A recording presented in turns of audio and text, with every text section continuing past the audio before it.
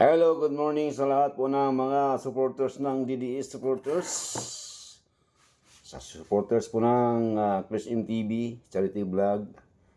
At sa ating Facebook page, Chris Misolis. Naway maganda po ang inyong mga araw sa Easter Sunday.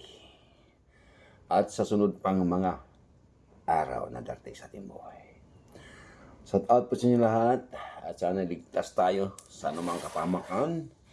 At ilayo po tayo sa mga pagsubok sa buhay na hindi natin makakayanan. Tulad po ng nakakaambang na pagtaas ng mga gasolina, pagpasok ng sinasabi nilang era, kaguluhan sa Pilipinas, na sana'y biglang mahanaw ang lahat na yan dito sa ating bansang Pilipinas.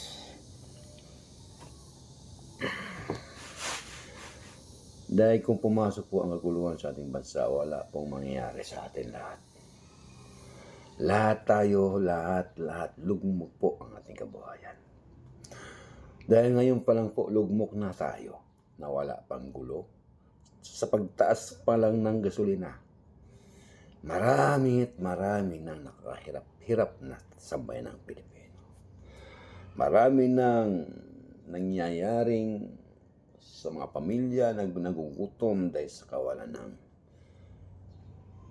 matibay na ekonomiya, matibay na hanap buhay para sa kanilang mga pamilya. Itong lingkod po ninyo, bilang isang driver, hirap na nga lang sa buhay. Hirap na nga sa buhay. More pa kaya yung mga walang-wala sa buhay. Hayaan po nyo, balang araw, pagdating ng tamang panahon, may plano po si Chris MTV na makaipon ng kunti. At dito po sa Davao, makapag-vlog man lang siya dito na surpresa po kung mayroon po tayong naiipon na pera bago po tayo umalis dito sa lugar na to, sa Davao. Kung makaalis po tayo. Dahil po dito sa ating trabaho, medyo nahihirapan po tayo at hindi na po tayo sanay magbubuhat ng mabigat. Po ang plano ng Chris MTV, mag-iipon po ng pera si Chris MTV, bili ng bigas, kahit isang sako man lang, gagawing tag 5 kilo para po ipamigay po natin sa ating mga mabibigyan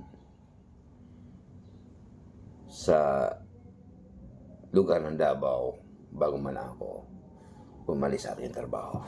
Makapag-iwan ako ng magandang alaala sa Davao City. Sa Davao, Tagum City.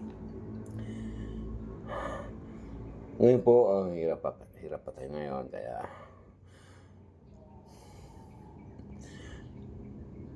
pinaplano pa lang po yan. Shout out po sa inyo lahat. Shout out sa inyo na pong gamay, mga Southern Liti. Sa lahat po nyo dyan.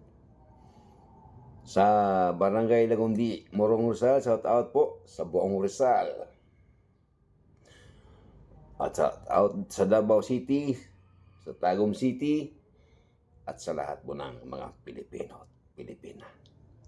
Lalo na po sa ating mga OFW na ngayon nasa ibang bansa. Lalo na po yung malapit sa digmaan, lapit sa kaguluhan. Sana po, gabayan kayo ng Panginoon. Gabayan tayo ng poong may kapal at iligtas po tayo sa gulo na nangyari ngayon sa Middle East. Dahil ngayon, wala po tayong maasahan sa gobyernong ito. Puro kambugan ang nasa bibig, sa utak.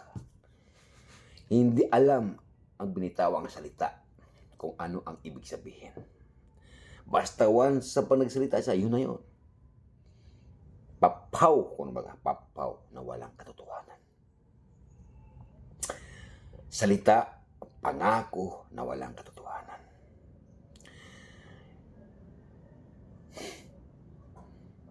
Wala pong silbi yung pamimigay niyong ayuda. Pang ilang araw lang yan, pang isang linggo lang yan binibigay niyong ayuda.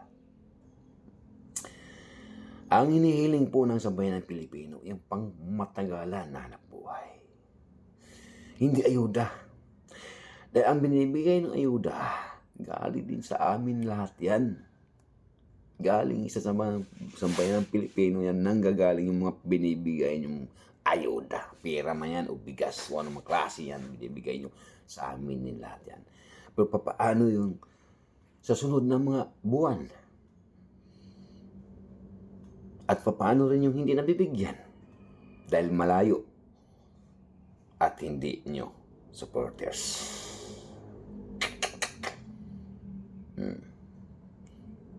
At kung may bibigyan man, papaano? Pang ilang buwan lang yan. Pang ilang araw lang. Ibig sabihin, matatapos yung term mo, puro ayuda ang gagawin mo. Wow. No good.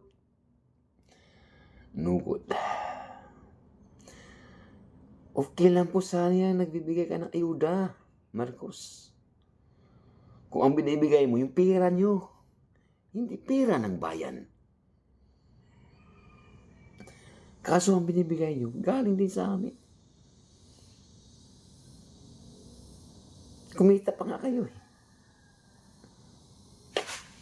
Namimigay kayo, pero kumikita kayo. Wow.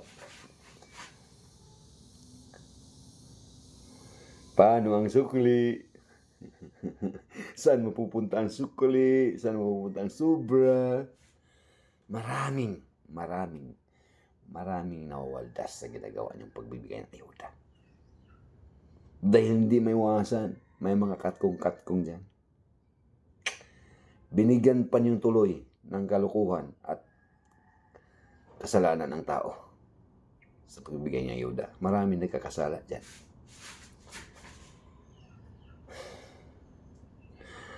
Ang hinihiling namin at hinihintay ng Pilipino, magtrabaho ka na maayos, Mr. Marcos. Mga lahat ng kabinete.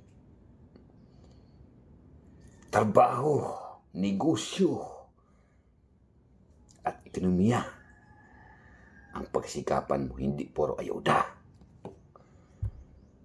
Yan ang tama mong gawin, hindi yung